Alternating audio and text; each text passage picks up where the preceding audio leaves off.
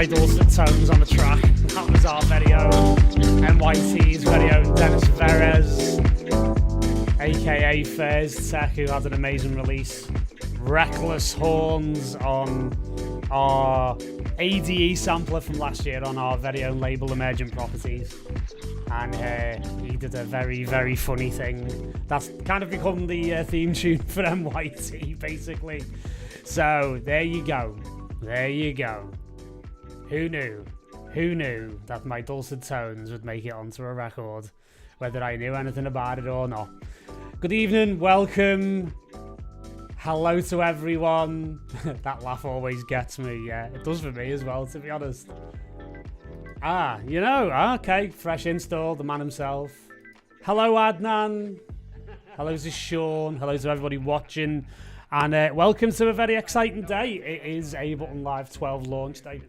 So what we're going to do over the next however long we are together, might be a 90-minute thing, might be a couple of hours, who knows, we will go through this wonderful new piece of software in as much detail as possible to get you all ready to use it. And, you know, some of you may have already had the beta, however you want to say it, and, you know, want to get stuck into what the features are on launch day. So let's do it. Let's do it indeed. So, yes, if you are not familiar with what we do here, hello, my name is Paul Nolan. I am an artist, I'm an engineer, I am a producer of note, having worked with the likes of Junkie XL, Sasha, you name it, over the last few years, last 20 or so years in this industry. And yes, we're here to help you get the most out of your music and to basically become the best artist you can be.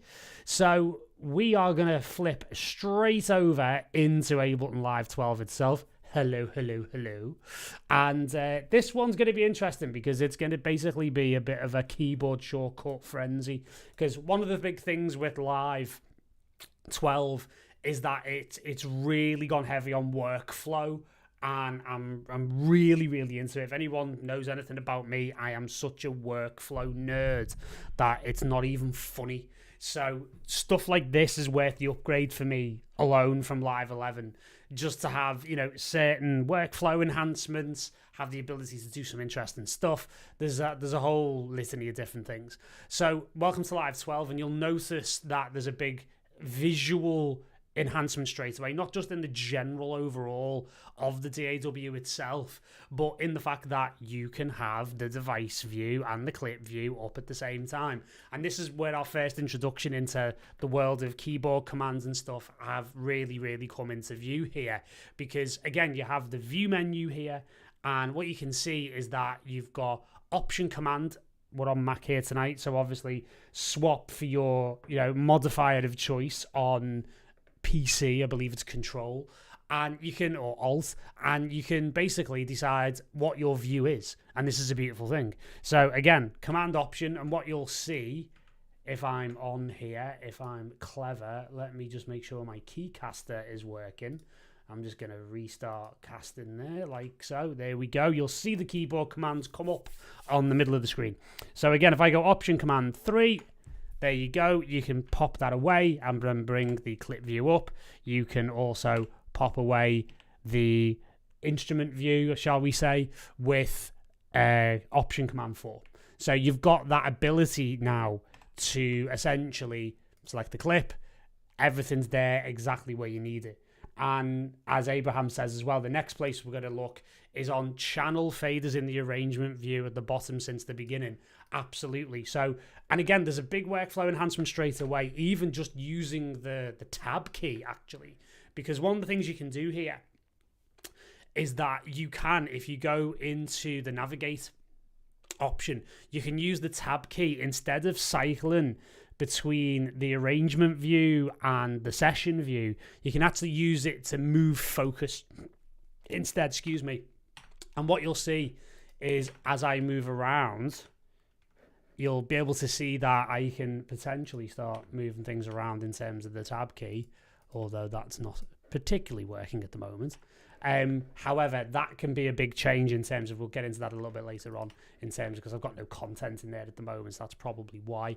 So yeah, basically you can actually change the tab key in order to make that a reality, so you can move the focus around depending upon, as you can see here, I'm in focus here, you can see the wrapper there on the bottom, you can move that around manually.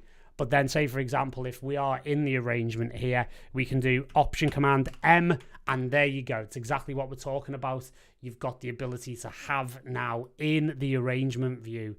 Everyone breathe a massive sigh of relief. We can finally see our faders in the arrangement view, and it just brings the whole thing together. So one of the things you can do here, bottom right-hand corner, you can change the actual layout here. You can take the sends away, you can do whatever you need to do. You can obviously add the performance impact and any other type of element that you need, which is very useful indeed. So you've got that as a beginning point.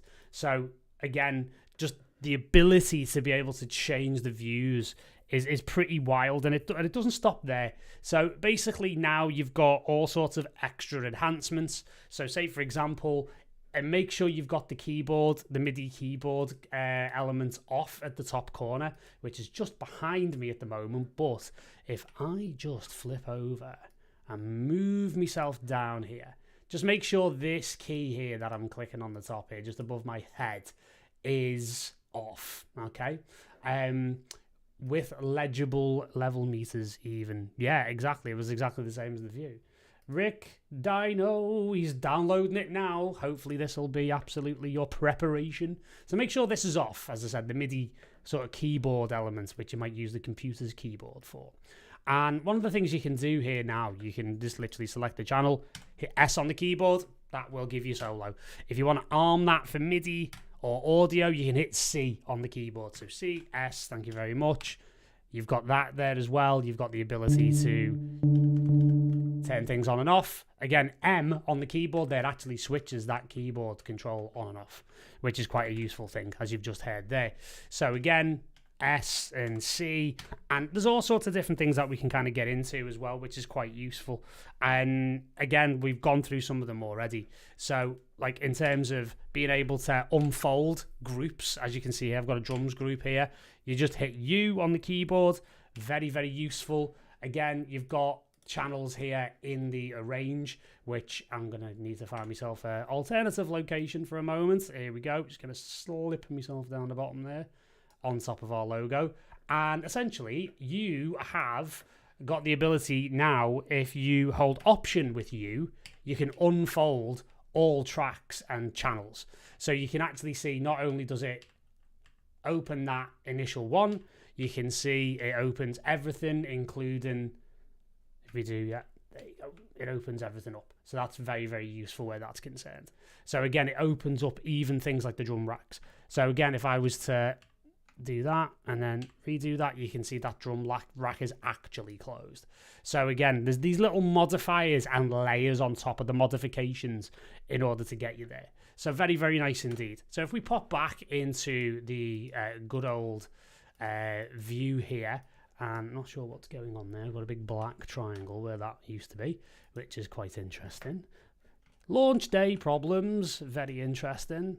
Let's just move over into there. Well, let's keep it in there anyway. And we'll play what I come up with this morning, basically. Okay. What's going on with that black triangle?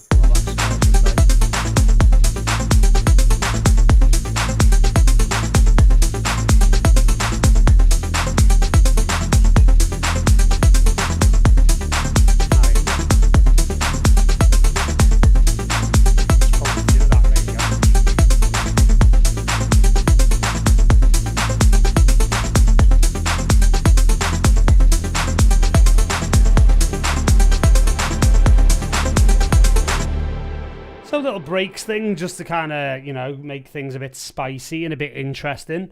And yeah, as I say, there's so much to unpack here in terms of like what you can actually do within Live 12.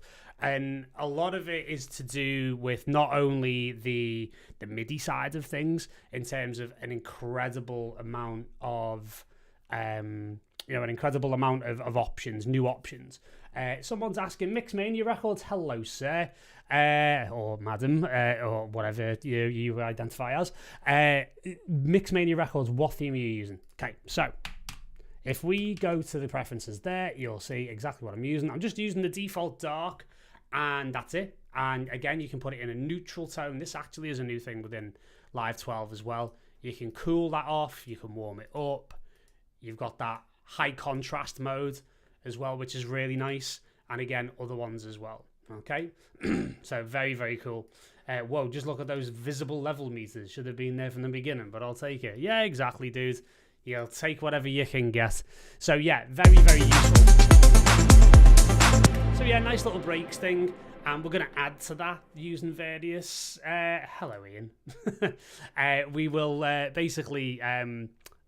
we'll basically crack on from here. So there's a number of different things. You'll see there's a lot of difference in the browser. It's just different in every department, essentially. So we'll start looking at things from various different aspects. So one of the things that you can see straight away is that the organization of the view here in the clips view is very different. So you've got your follow actions and your start length, etc., which is very, very useful. However, here, this is all brand new. So if you've not seen the beta or if you've not seen anything about this, it really is a lot of updates on this, very much so, my friend. So ultimately, you've got these new areas here, which adds on to things like being able to duplicate, being able to invert, reverse, be able to, add humanization. And there's a whole element here where, we're going to be able to get into this.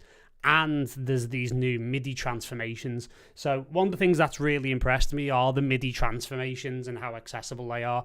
I come from a background where I am very fluent in a number of DAWs. So I'm pretty much, I would go as far as to say like really high level on Pro Tools, Logic, Ableton, pretty good on Cubase, pretty good on Reason, pretty good on Bitwig. Learning FL Studio at the moment, believe it or not, because I love DAWs. I love how they work. I love the workflow. I love how different DAWs bring out different sides of my sound and creativity. And it's always nice to have different options, essentially.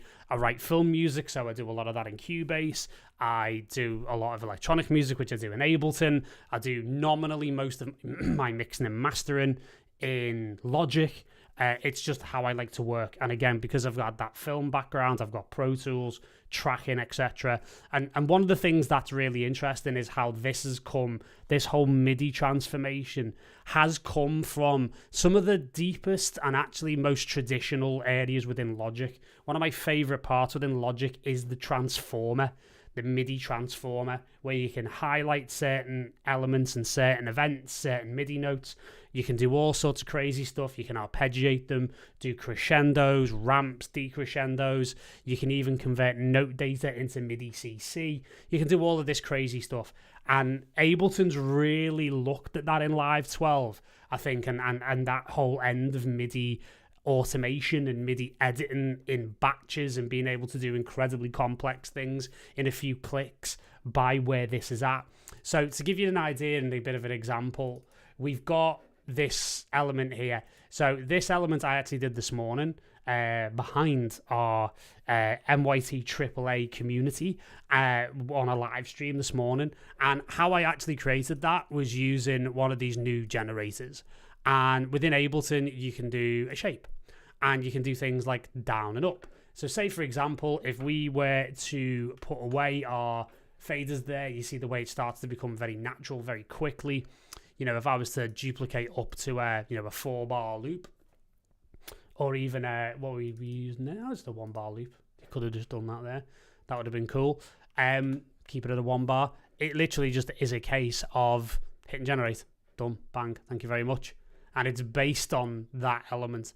Now, what's also really interesting here is that you'll see that there's new options across the top, and it has a magnitude of impact on so many different things in Ableton, including the new devices, existing MIDI clips, existing plugins, where you can actually constrain not just the MIDI clip, but the entire DAW to a particular scale. And in this case, we're working in D Dorian, as you can see in the top here. And I can decide to switch that on, switch that off, and you can see that's already having an impact. You can highlight the scale here, obviously, and do the scale folds like you can do. But again, the location of those things has moved in Live 12. And again, it will generate these patterns based on the scale that you're in, as long as you have it on here. And you can switch it on and off locally, or you can switch it on and off globally at the top here. So this can get really, really interesting, because not only can you decide to do things like arcs and arcs down and all sorts of stuff like, say, for example, bounces. And you can see it's almost like a kind of a sine wave in a way. Bounce down. You can do all these interesting things. Very, very cool. And, you know, you could actually decide to do a bounce up and be able to move that there like so. And, you know, you can just do all sorts of crazy stuff where we're now getting into almost like shape-based MIDI editing. So now, rather than what it sounded like before, we can just mute that or solo it, or, you know, hit the channel and hit S, as we can do now. And we can...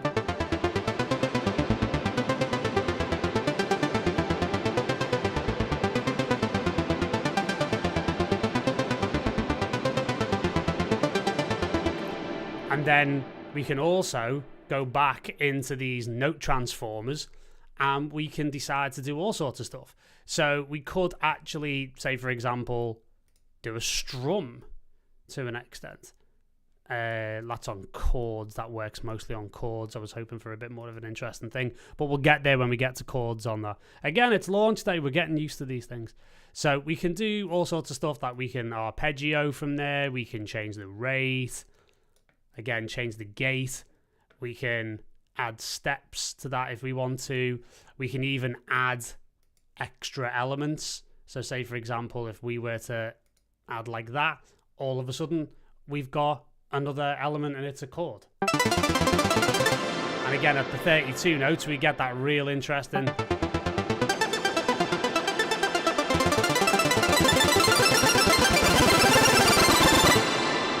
I mean, we've just gone full on chiptune there, basically. But again, really interesting because, hey, it's one for the, shall we say, I hear you like polyrhythms crowd, if you know what I mean. So again, look at how quickly we're just moving through stuff, and we're actually starting to, you know, really get into some intricate editing very, very quickly with shapes that would actually take us quite an amount of time to be able to get into any form of interest in a scale straight away. And again, we can highlight the whole thing. We can just say, right, well, I want an up and down over the 2 bars. I want to do, you know, a bounce up and down like we did before, or we can do an arc up and down.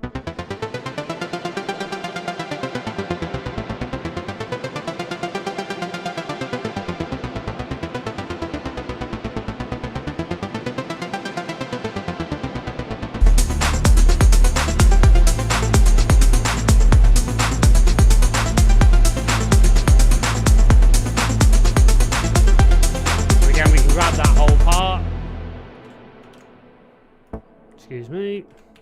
There we go. Take that second part here.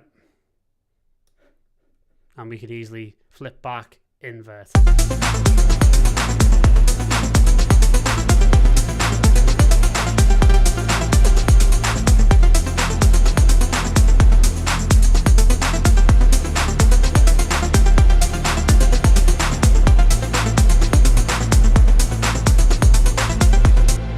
That we can reverse the whole thing.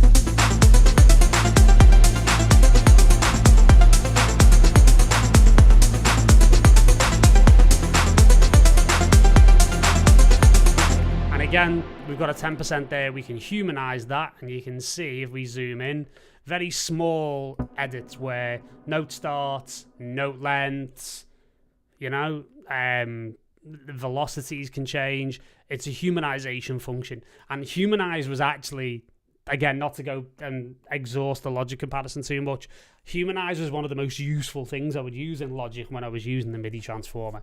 So it's absolutely phenomenal to see that here.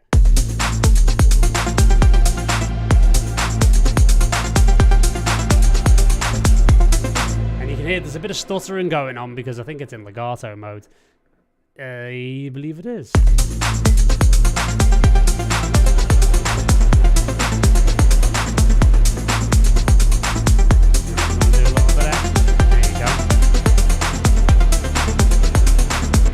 And again, you can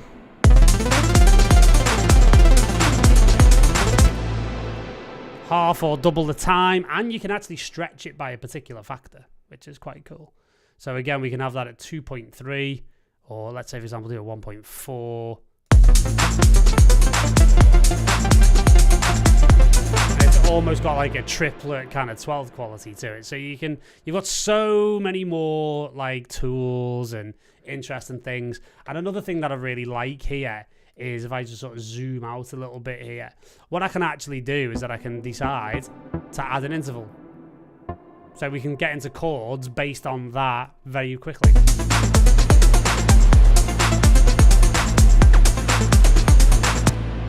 And there you go. So you can basically start getting into chorded ostinatos, chorded arpeggios, like whatever you want. So very, very cool indeed. So again, like another thing you could do is actually, if we were to just, you know, completely get rid of that, start again. Another one of the things that we can do is we can go into the generators here and we can go into, I believe, stacks. So if we do something like that, there you go. There's a chord straight away. Boom. Very, very easy. And we can just decide there. And then this is one for people who don't like music theory. So you can see first inversion, second inversion. So actually, great tools for music theory as well. And you can add another one if you want. So we've got another chord there based on the whole thing. This is pretty fucking wild. Yeah, I completely agree, Abraham. Yeah, it's very nice. And thank you very much. And yeah, it is mad scientist level, very much so. May the door be with you. Indeed. Shame it's not May the 4th, because that would actually work. So what we can then do is, say for example, I mean, there's a whole heap of different things we can do. And in fact, one of the things we should do actually is come up with a chord progression, and you know, go from there. We've actually got something here already, which is in the form of this sub bass. It's a nice lovely re-space that we come up with this morning. And we could actually drop that into a new MIDI. And again, we could make some chords from that. And we don't need to use stacks per se. What we can actually do is go back and we can say, right, well, what do I want? Do I want, basically, do you want an interval? So what kind of intervals do you want? So we can say, for example, right, well, you know, we want a root, a third, and a fifth. Let's start with a major, right? So we go, what was it? 3, 5, 7. So, yeah. So we go something like that. And then we add another one.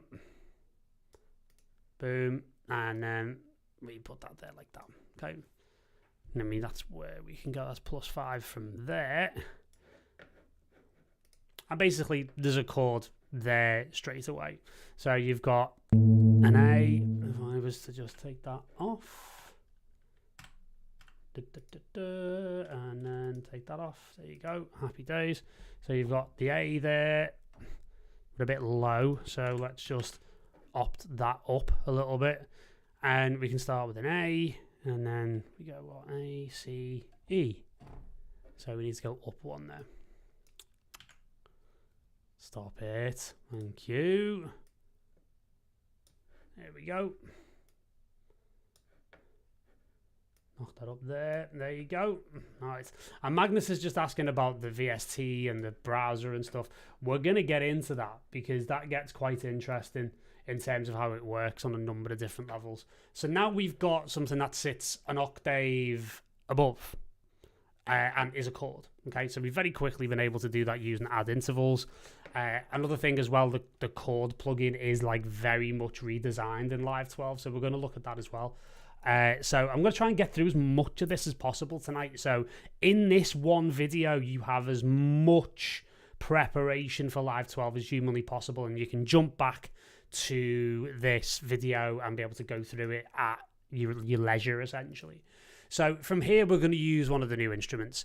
What I'm going to do is I'm going to use melt. Or meld. You melt. That's like a Liverpool word. It's not very pleasant. Basically, it just means you're a silly person. So yeah, meld is the brand new synth, and I'm sure some of you will have seen that. And we can obviously add the new distortion unit called Raw into this as well, and we'll basically create like a really nice synth chord. Again, we can actually place the scale in this as well. So actually, we can tune the oscillators to be in line with the scale that we're using, which is really, really clever.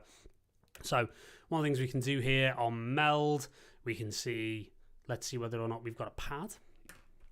Let's just type in there, happy days. Let's see. See, that's everything in the entire DAW that it's looking for. So maybe we just kind of do something interesting here. Stellar saws, let's just see.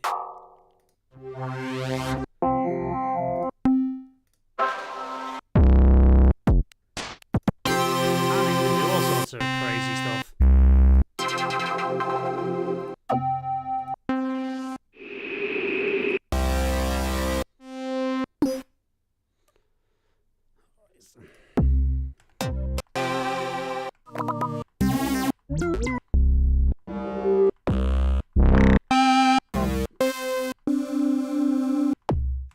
See?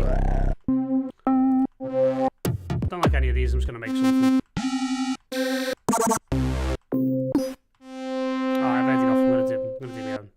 Okay, right. So, there's some of the presets. Anyway, soft meld. Indeed. So, let's just start with what we've got there. Okay. And we can open that up. Your modulations are here. Ooh, it's all gone very deep house. So, basically, from there, we can just sort of change the shape.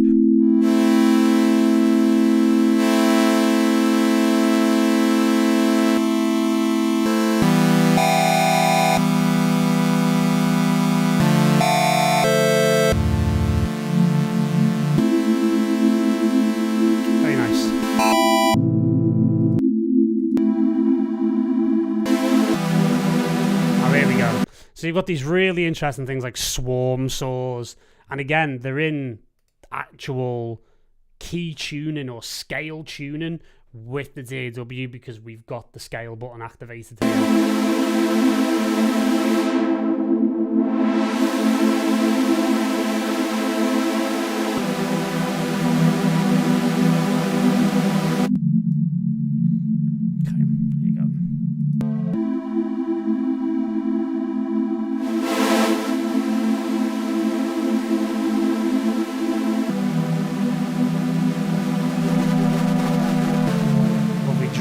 there.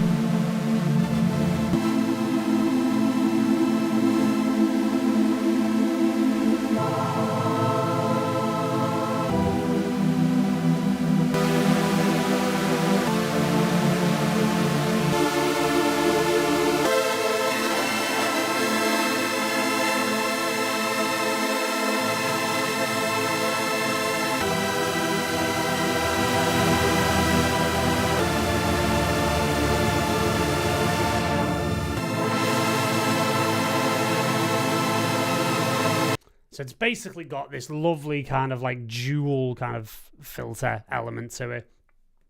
Again, like it's kind of polychrome, whatever you want to call it. The matrix is like wavetable. Yeah, exactly. It's very much like wavetable in terms of being able to do cross modulation, MPE, the whole 9 yards. It's a bit more complex because, as you can see here, it's like there's a lot more options. So don't let the kind of simplicity fool you. Like, it's a very complex synth. So what I might want to do here is put a bit of a reverb over the top. Let's see what reverb elements I've got here. Let me just pop that back. Oh, I've got a lot of reverbs there. Let's go there. Audio effects. There we go. So we've got hybrid reverb. See, the way the browser's changing is that it's bringing up everything to do with it now, including things like the presets as well, which is quite interesting. So I'm just going to put a regular reverb over it. Again, one of the most underrated tools in the whole of Ableton. And just drown it in reverb.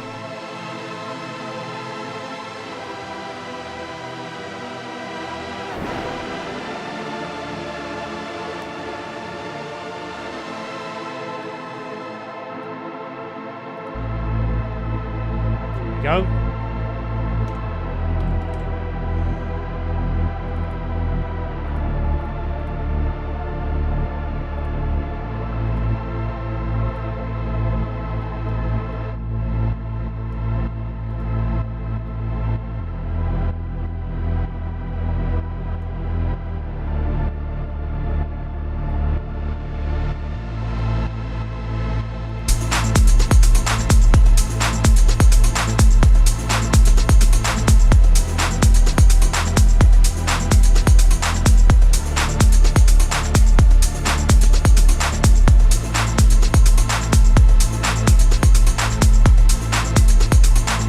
That's one way to create the chords, right? So what we can also do is just create a whole new thing here. We'll make it, say for example, well, where are we there? 8 bars. We'll make this one 8 bars as well.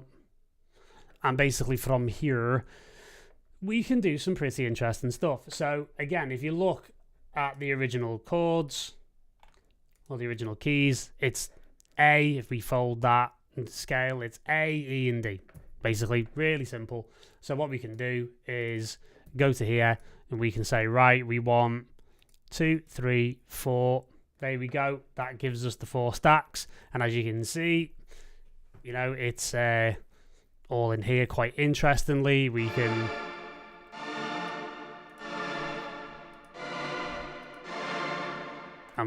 kind of go through different stacks that give us different sounds. So if we were to just play that without the bass.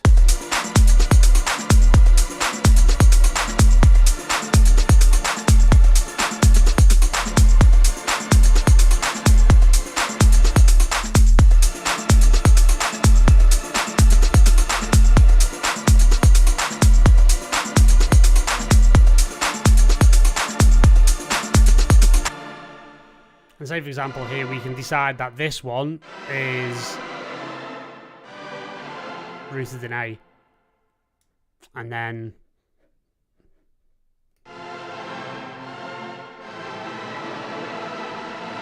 you can see all the different variations on the chords you get.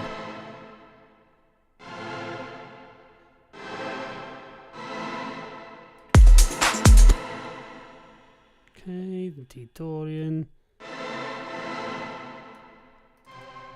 So we could actually get rid of that.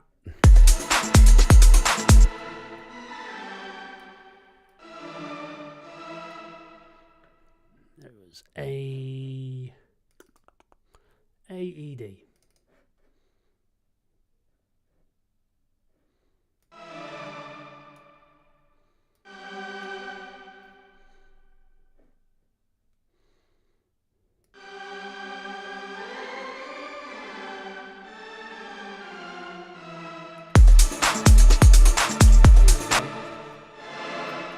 So we could get rid of them and basically say, right, well, we want to just go back down to that.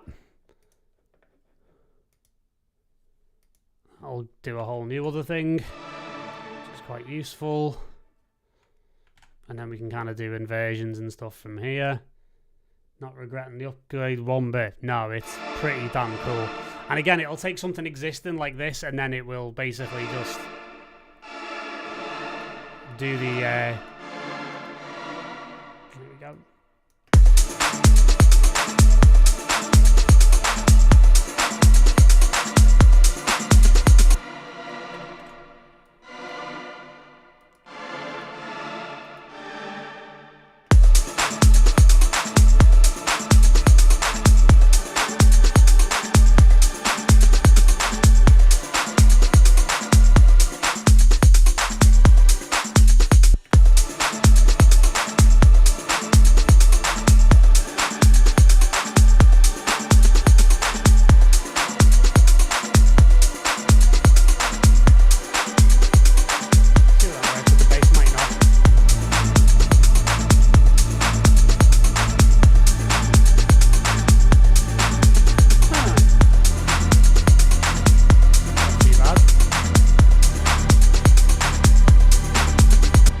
Just as an example of like how easy it is to create stacks of chords, basically.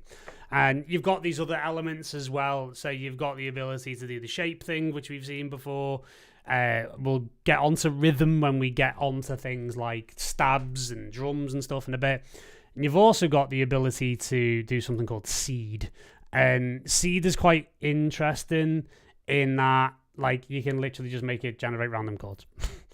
And it'll just do weird stuff, basically. And the whole thing is, the idea is that in the randomness of it, you find some form of order, essentially. So you can basically just say, right, well, I want to restrict that to, say, D3 to D4 over the one octave.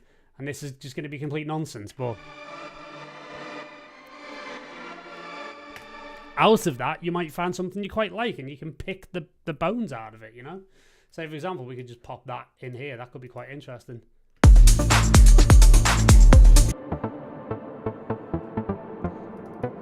And again, with it being like a mono or a legato synth,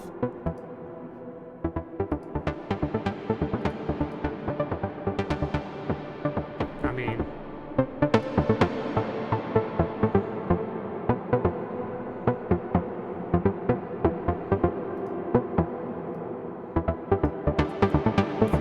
calm the randomization down there.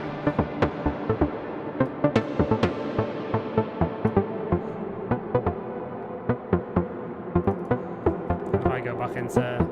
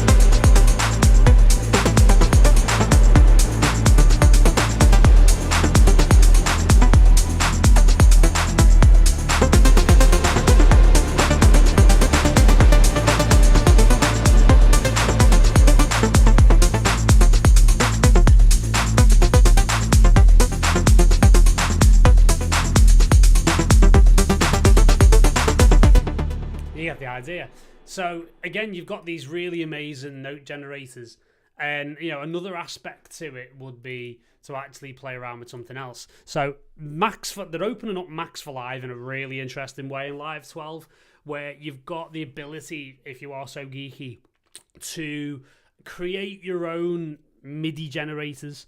And the first one that they've included is something called a Euclidean sequencer, which, again, if you're into like nerdy stuff like MIDI and Euro Rack, and there's amazing plugins. Like there's one about to be released by our friends over at ADSR, which is like pretty fucking cool.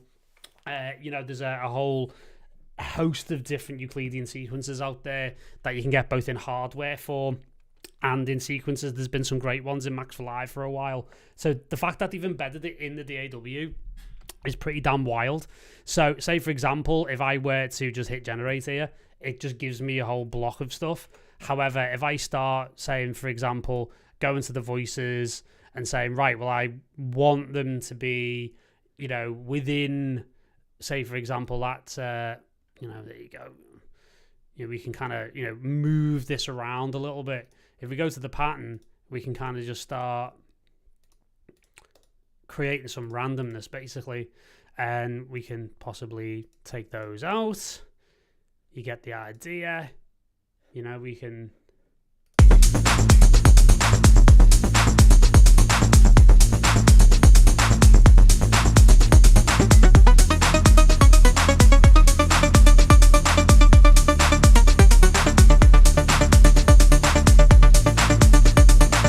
Again, it's based on this pattern and this circle, essentially. So again, we can rotate, so it'll change the sequence a little bit. We can decide like what the density is of this particular pattern.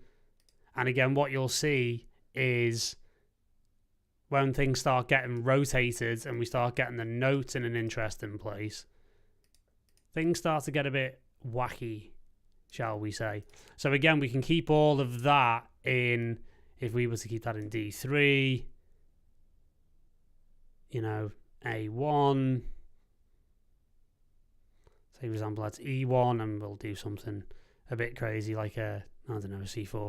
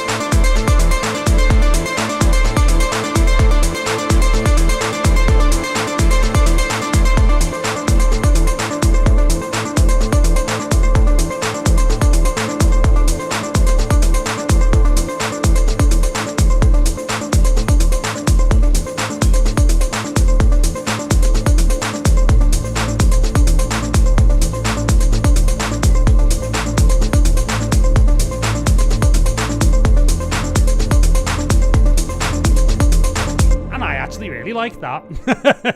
So this is the great thing. It's like it opens up so many possibilities, and I had absolutely no idea that that's where I was going to go with that. And it's come out with something like really nice. That fits, you know? And that's the most important thing. And actually what I should do is get into the new habit. Thank you. Be more efficient, Paul. Come on. Live 12 land.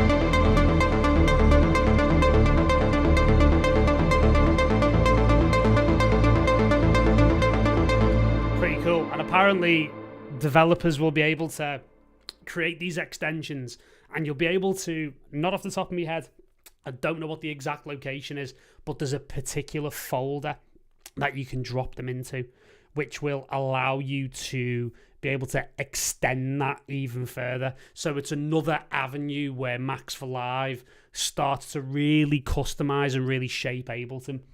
So I've got to say, hats off to Ableton so far. This is pretty damn good. And we haven't really even, you know, touched the surface really here. Where, say, for example, we've got the seed, we've got, you know, the Euclidean, you know, you've got the chord here. So the chord's quite interesting as well. And, you know, we'll be able to kind of look at that in some detail. Now, say, for example, we've got our chord here, and we'll be able to kind of work with that. But what's really interesting is the ability now to not only, let's say, for example, if we just open that out, let's take this A note here at the top.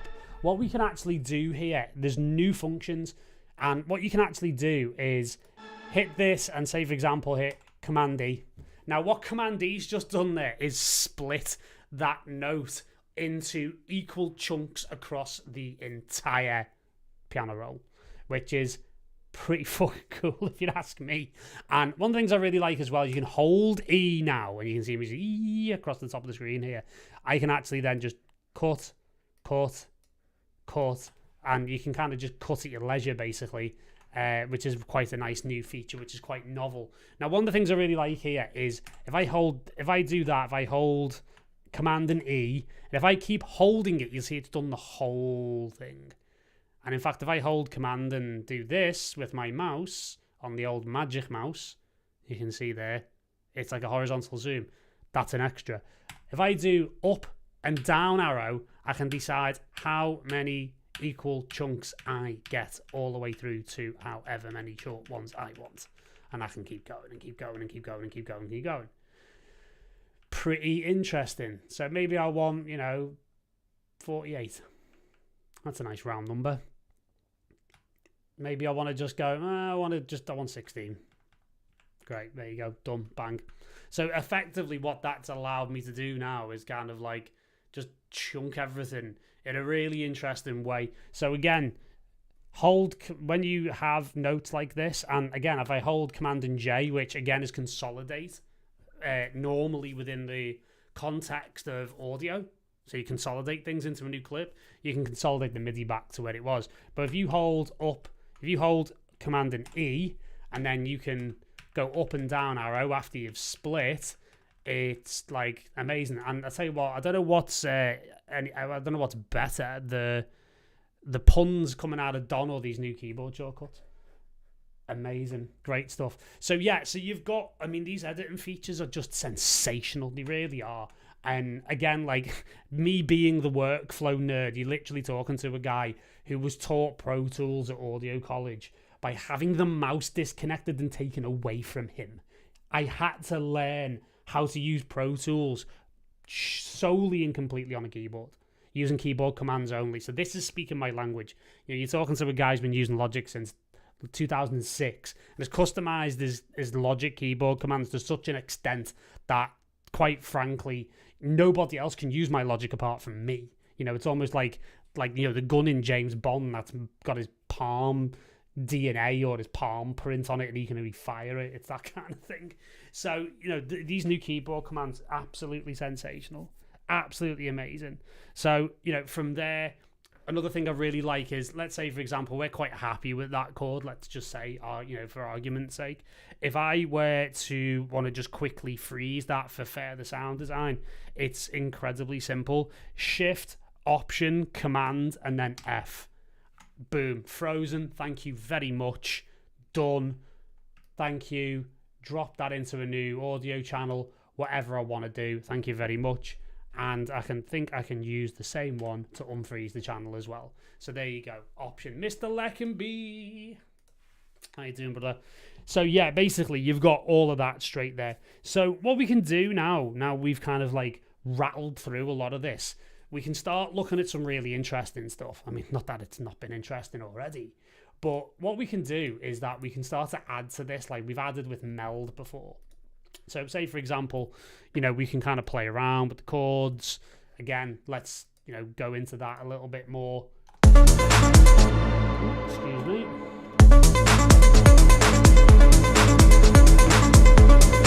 That sounds like it's gone a bit sour. Let's just make sure I haven't done some weird thing to it. Hang on. I was quite happy with that.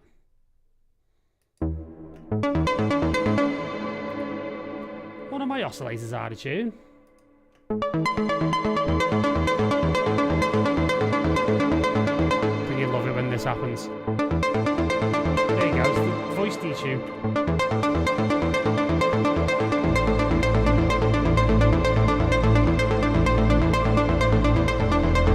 Perfect, alright, cool. Yeah, that's me. So let's make some chords for this lovely thing. So let's do stacks. And we'll start on A. And as you can see, the duration is for 1. And then we can add another one. And we can maybe do a first inversion or a second inversion. Let's do a first inversion. And we can say, right, what was it? A and then E. Down to an E. Okay. So down to an E. So you can go E2.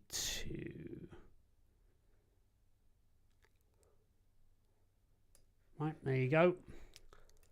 And then we can have a third one. Actually, oh, that's all gone a bit weird. Right, thanks. Right, so what we'll want to do is, in fact, let's just start again on that. There we go. Right, we want to do A3. Generate that. And in fact, we want an A. Let's just try that with the bass.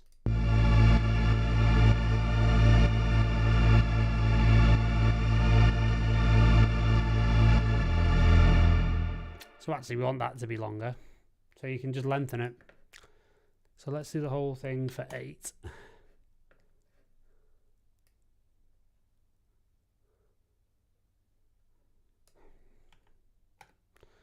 Nope, that would have been great if we could do that, but there you go.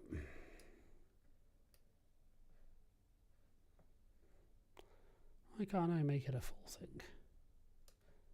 That would have been too easy, wouldn't it? Right, let's just have a little look at that. A, and then E, and then D. Okay, so let's make that A, D.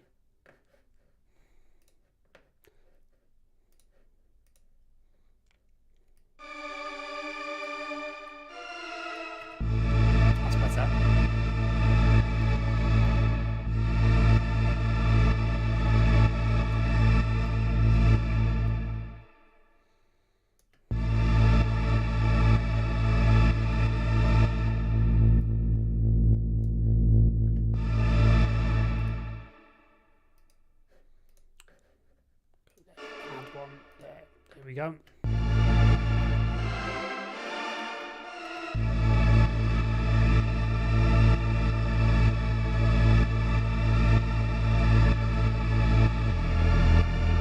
Right, and we want that to go E.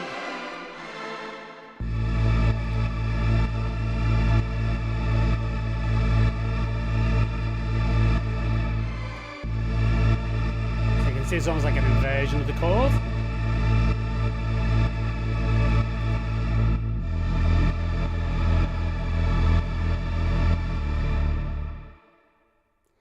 Doesn't sound that great, to be honest.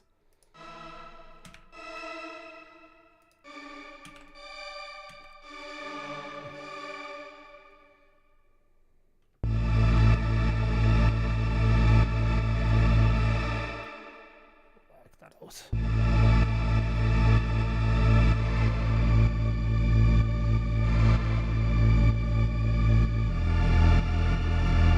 That's better. I actually quite like that.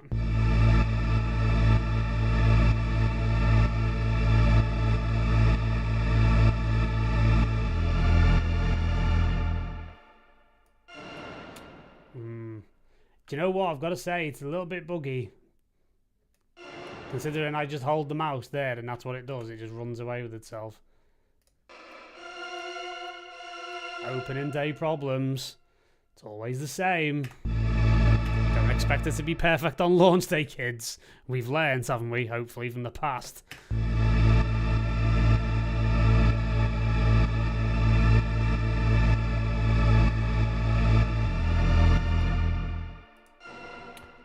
Stop it.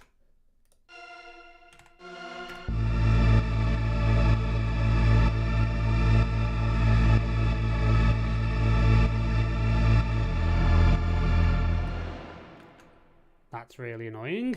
Don't do that again.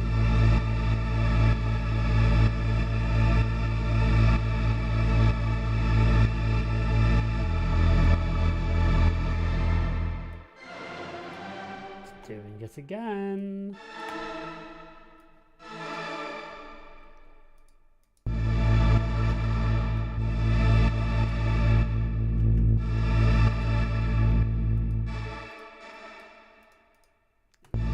It's a right click that's stuck on or something.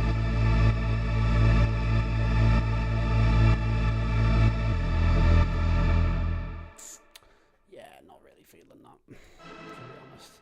And this stacks thing is kind of doing my head in a little bit, to be honest. Great potential though, got to be said.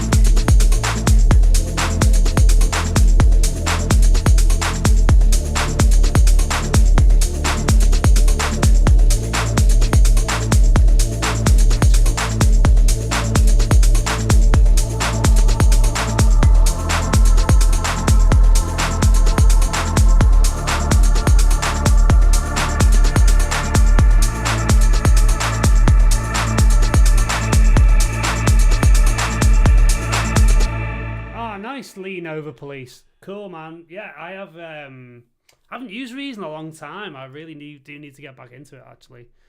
Looks like there's some really amazing features recently. I love the fact you can kind of just use it as a plugin now within another DAW. It's really cool.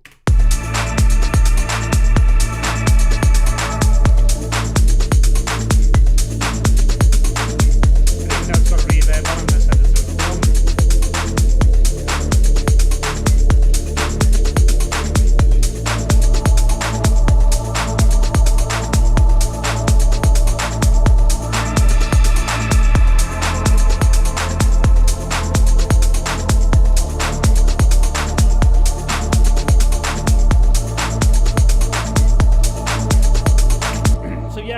Some drum sound to this as well, so this will give us an ability to look at some other stuff. So say for example here I've got a drum rack, and let's say for example I want to add, say for example, a ride. So I want to add more of like, I've got a ride going on with a studio drummer, but I want something a bit more 909. Of course I can go ride on a 909, excuse me, and that'll have a little bit of a think about it as my external hard drives spin up. And I've got there. Cool, that'll do. Drop that in there like that. And again, what I can do is I can start using a combination of not only the actual generators here, so I can go to rhythm. So say for example, I could just easily put something on the 8s, just dot them in, make it nice and simple. May end up doing that, but we can actually explore something here. So we can go down to 8th notes. And we can generate a pattern, hopefully. Right, okay, that'll probably be because of that. There we go. So,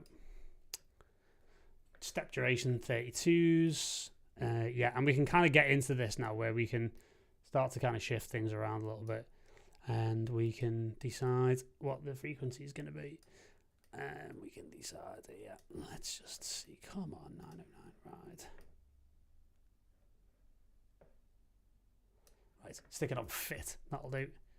And we can decide how many.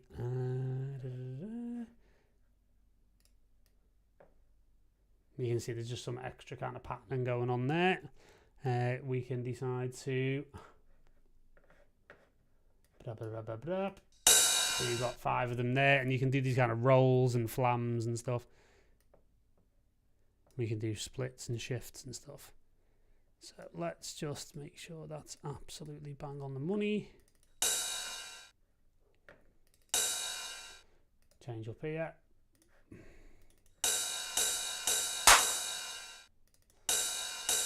Not the most important thing here, but I'll say for example, we'll play around with that rhythm in a bit. Again, everyone's just getting used to it. But let's say for example, I listen to it.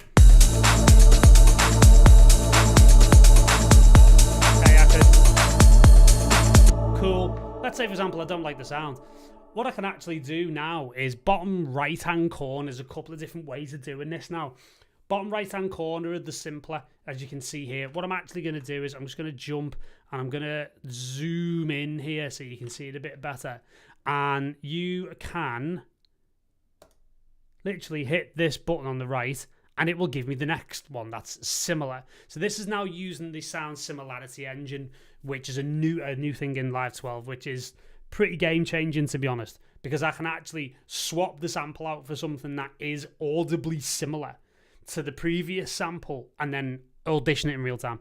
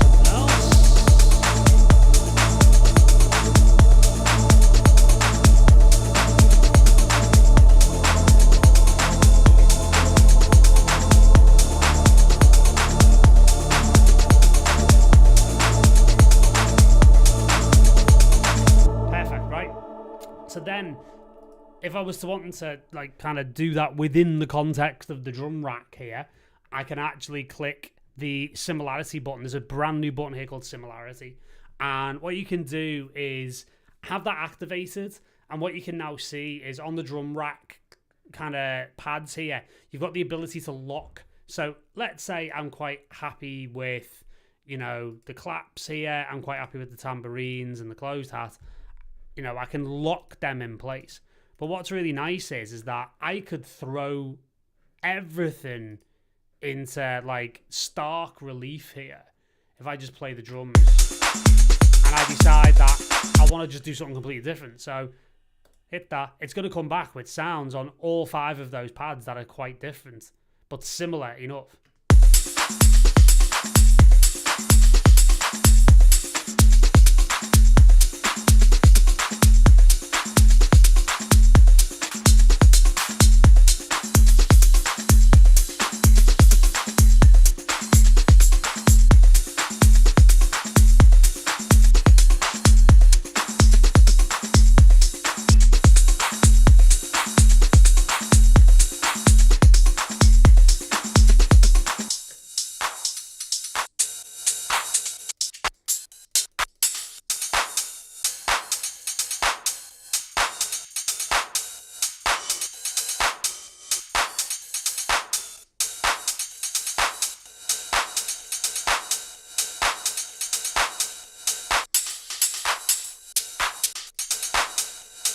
There you go, and then back to the beginning.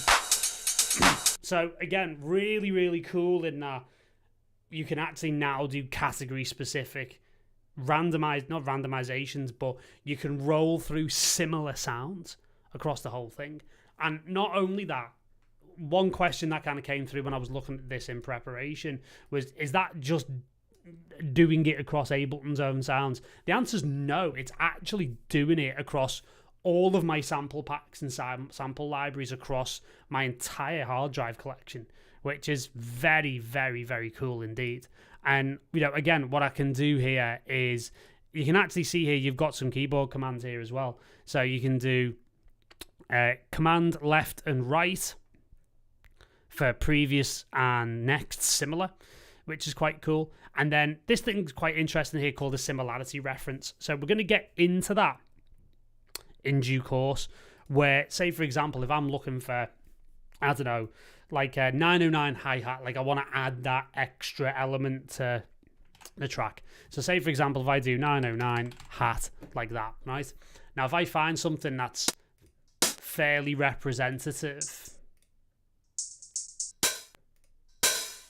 say something like that, but it's not quite right, I can hit similarity, and I can just take those bits off there as well. And now what it's giving me is the original sample here at the top and other ones that are similar.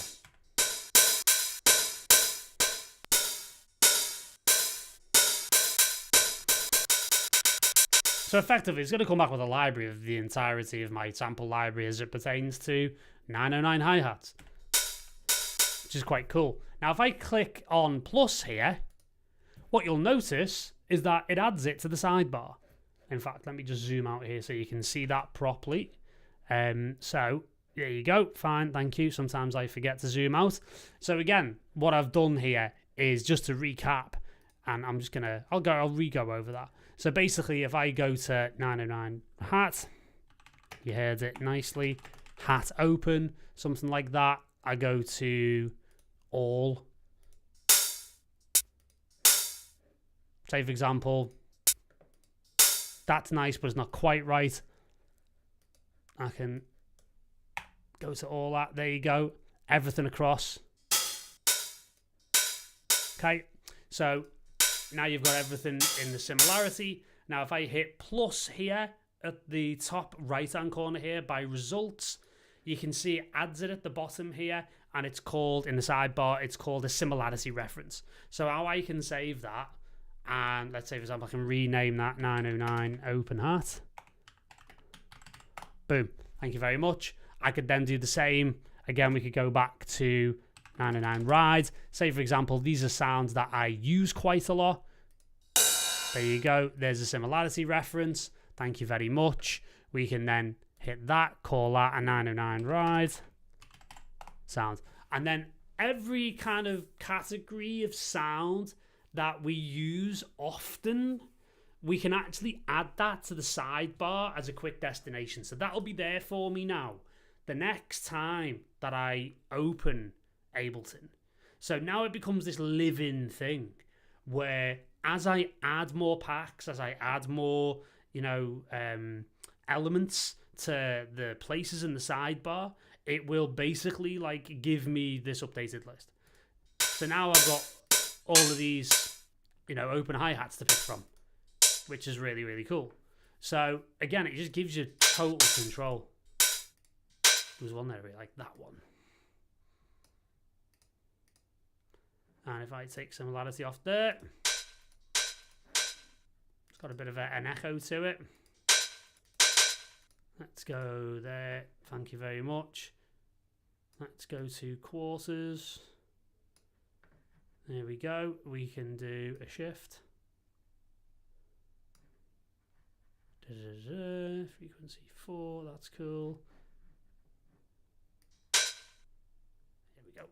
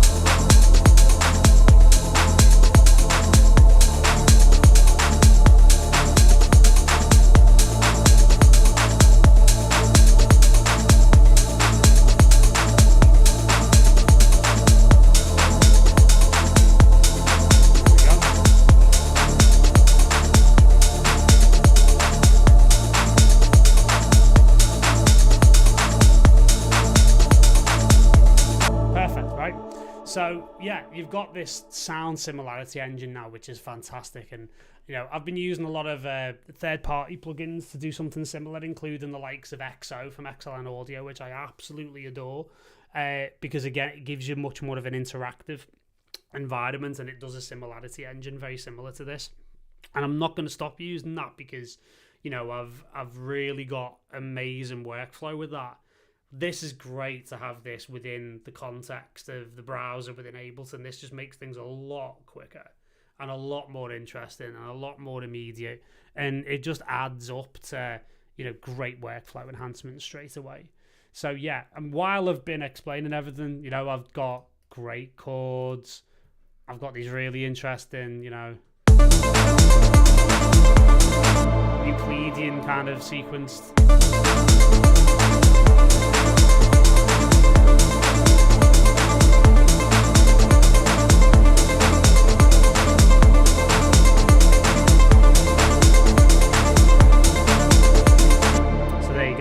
So from there, we can probably start looking at some, really interesting elements like drones, pads and stuff like that, because there are new elements, again, which you can download along with your Live 12 license, which I want to kind of get into.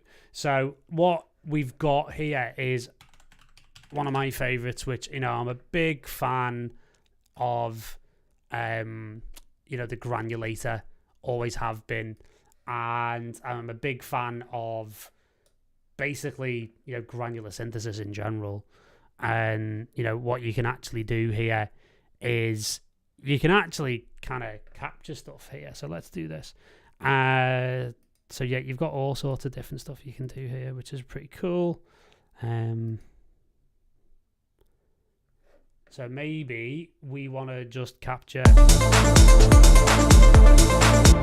do an IO thing here.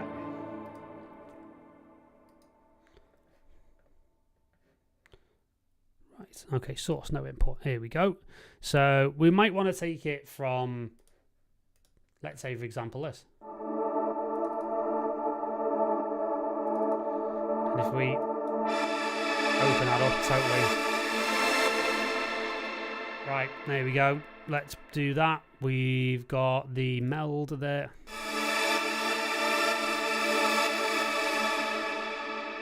There we go. That's captured. That's in. And now I can be able to, we will be able to play that as a, just select that channel. There we go.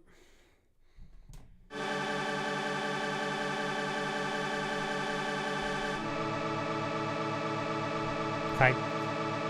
So we got some really, really interesting, cool stuff going on here. Just put the hold on there, and I'll be able to create something pretty cool out of this.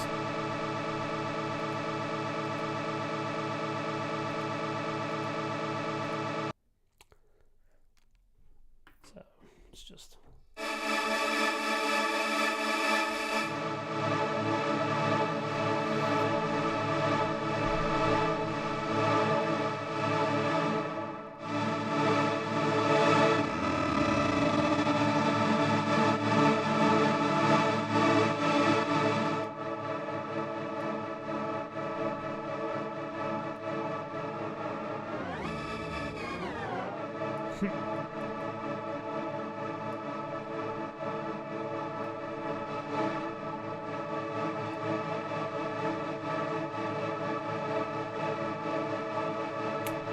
I did go quiet when I have a look at granular synthesis. It elicits and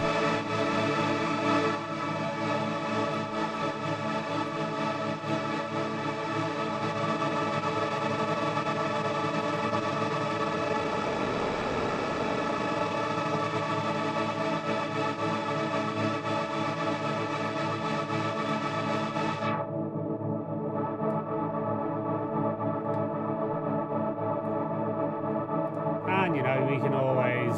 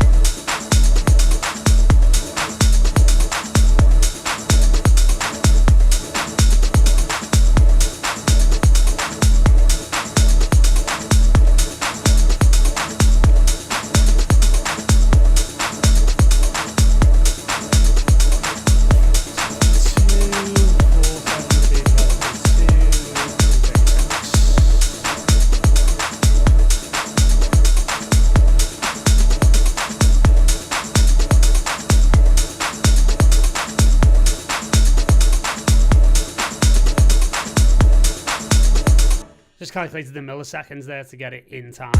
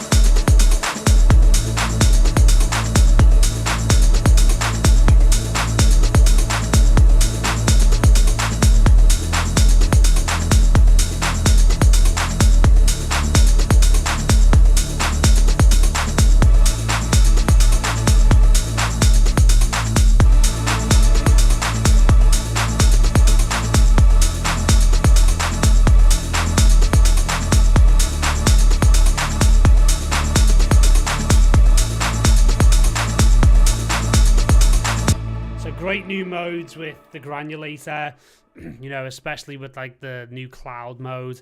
Really brings the classic up to date. Very, very nice indeed. So yeah, I mean, we've covered a lot of ground here in like an hour and 20 minutes. And it's pretty cool. So yeah, I mean, you can definitely see here how much of an effect, like, you know, Live 12 is having. It's an incredible update. Very, very cool indeed. Thank you, Greg Clump. I appreciate that. And yeah, from there, you know, we've got other options as well. So say, for example, we've still got stuff to kind of, you know, we can...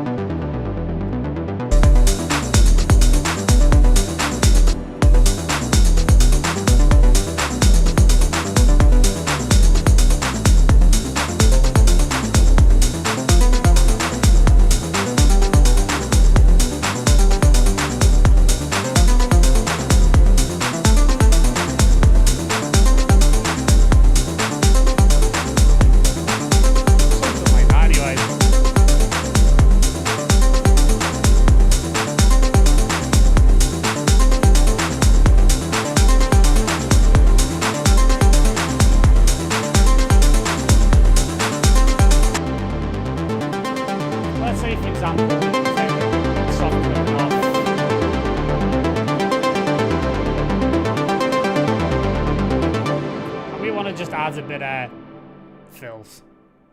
So the one thing we haven't looked at yet,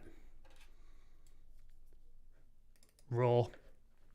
Very interesting indeed.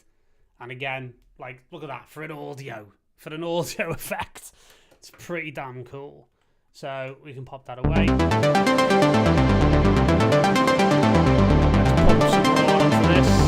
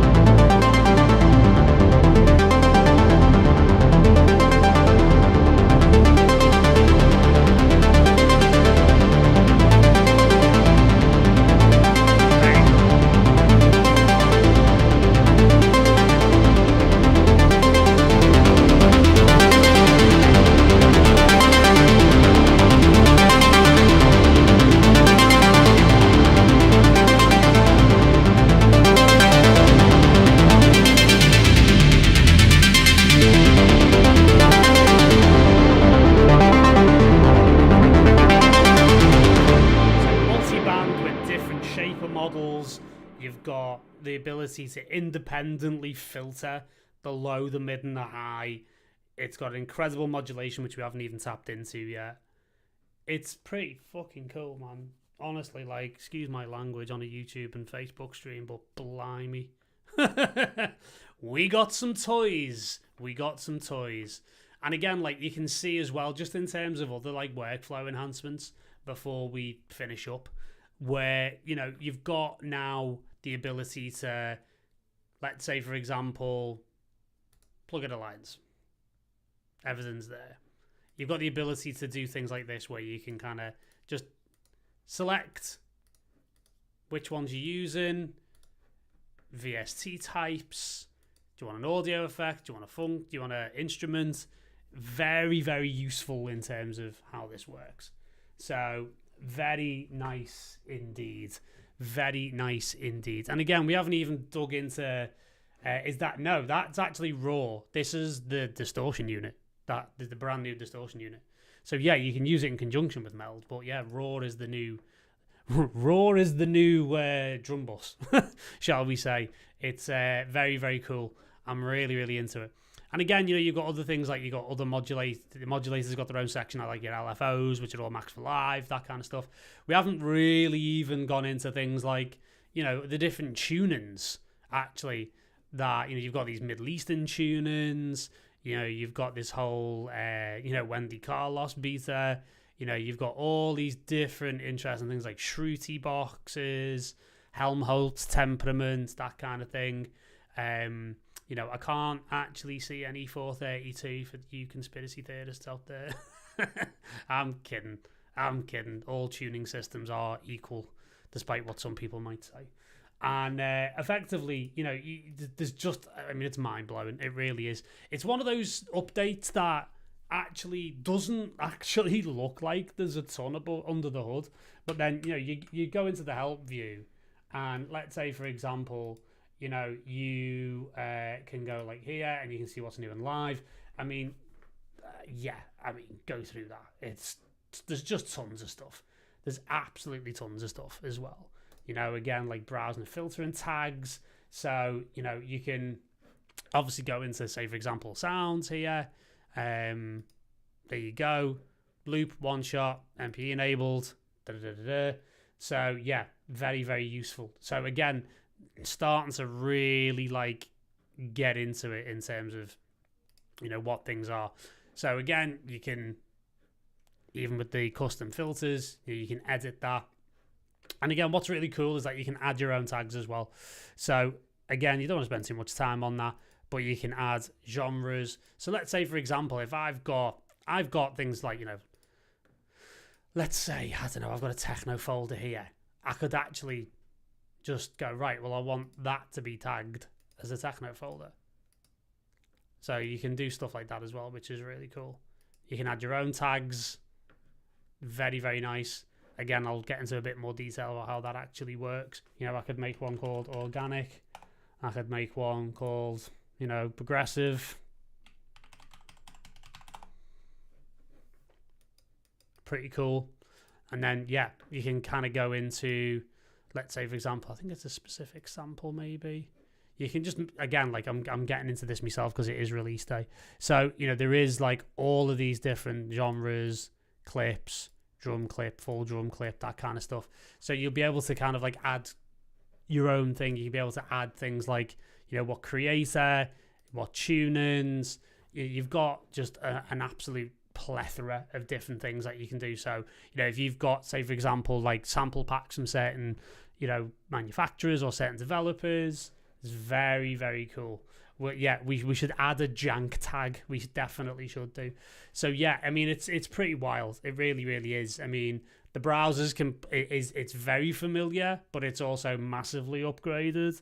The fact that, you know, we can open out these plugins now, we can add in things like, you know, for example, here, you know, we can get all of this up on screen at once on top of everything else. You know, you've just got the ability to completely customize the view. Again, Option Command 7, that brings your help view on and off. It's insane. It really, really is. And it's very, very impressive upgrade. You know, it's something that we've waited a while for since Live 11.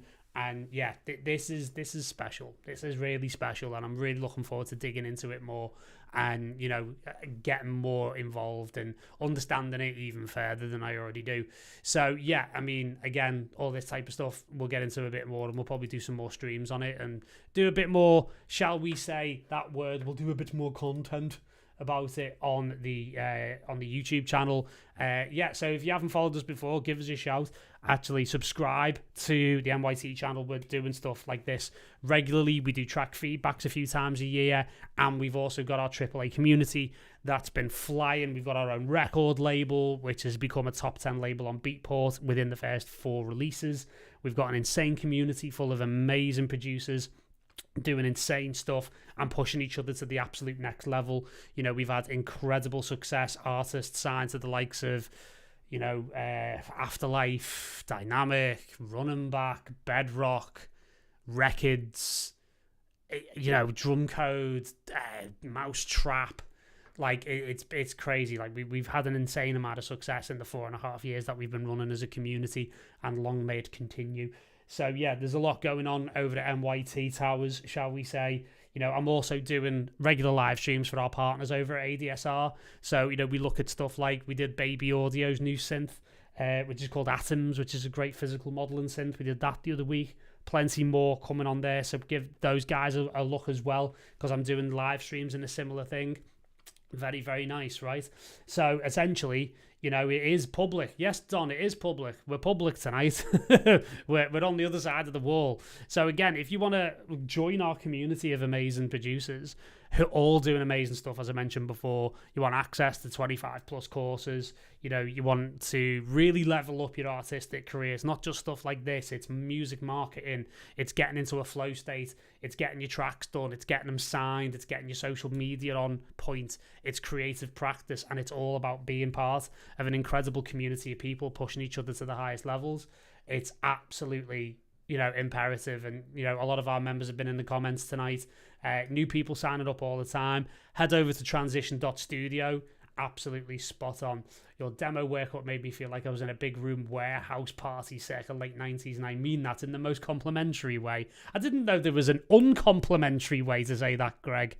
I am very, very grateful for that, and that's definitely what I go for, mate. I go for the shall we say, the ecstasy moments for sure. Again, like, if you listen to the tracks that I make and what the community's up to, we're very much, you know, in that, although we've got a real wide range of genres of what people do. So yeah, it's an amazing thing. It's an amazing thing. So again, head over to www.transition.studio if you want more information about courses, memberships, tuition, one-to-one, all that stuff. We're there and we're available to help people. Again, mostly Ableton users. We've got Logic users. We've got Cubase users. We've got people who use Bitwig. You know, we're across the map. So incredible stuff, and it's an honor to have that community. And we've been, you know, leading by example for the last 4.5 years, made it through the pandemic in one piece, and you know, we're doing great things now. Also, as well, worth mentioning that, you know, we're on social media. Hit us up on Instagram under Make UR Transition, and that's what MYT stands for. And you know, we're doing stuff on TikTok as well. If you look for us on TikTok, you know, we're dispensing mindset advice, creative practice advice, as well as plugin related stuff. And, you know, the 5th release on our label is coming soon. So it's out on promo right now, and we're doing some pretty amazing stuff. So there you go. So there's Ableton Live 12. So pretty damn cool if you ask me. And yeah, I'm very, very happy with such an amazing piece of software.